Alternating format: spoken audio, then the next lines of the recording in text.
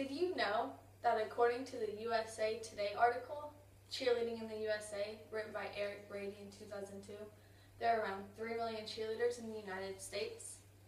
Hi, my name is Mackenzie Stein, and I would like to teach you more about what cheerleading is. Currently, there are debates on whether or not cheerleading is a sport and the different aspects of cheerleading. Today, we will discuss what cheerleading is, the different levels of cheerleading, and if cheerleading really is a sport. The Urban Dictionary defined cheerleading in 2004 as an activity that involves tumbling, stunting, and the promotion of spirit. Cheerleading can be broken down into two categories. The first category is called sideline cheerleading. Sideline cheerleading consists of saying chants and cheers to the crowd. You may also see sideline cheerleaders dancing to band music. Football and basketball games are the most common sports you'll find sideline cheerleaders at. The second category is called competitive cheerleading. You can occasionally find competitive cheerleading on TV networks such as ESPN.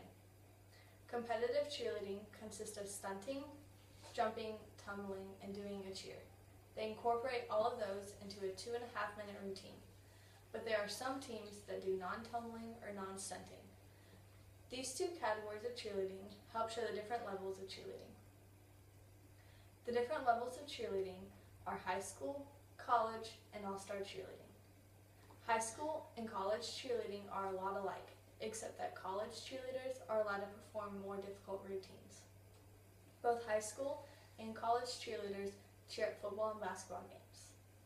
High school and college cheerleaders have the option to participate in competitions, but are not required to. All-star cheerleading is completely different from high school and college cheerleading. All-star cheerleading is all about competing and doesn't have a lot to do with the actual cheering part. Unlike high school and college cheerleading, in All-Stars, it doesn't matter your age or skill level. For instance, a 7-year-old and a 16-year-old could be on the same All-Star team. The best way to figure out if you want to cheer in high school and possibly college or do all-star cheerleading is to figure out if you want to be competitive or just cheer on a team. This chart is like those quizzes you can find in magazines to help you figure out what kind of cheerleading you want to take part in, which I got from Jacqueline Wright's The Guide to Cheerleading. You start with your age and it asks you questions like if you like to dance, cheer, or promote spirit.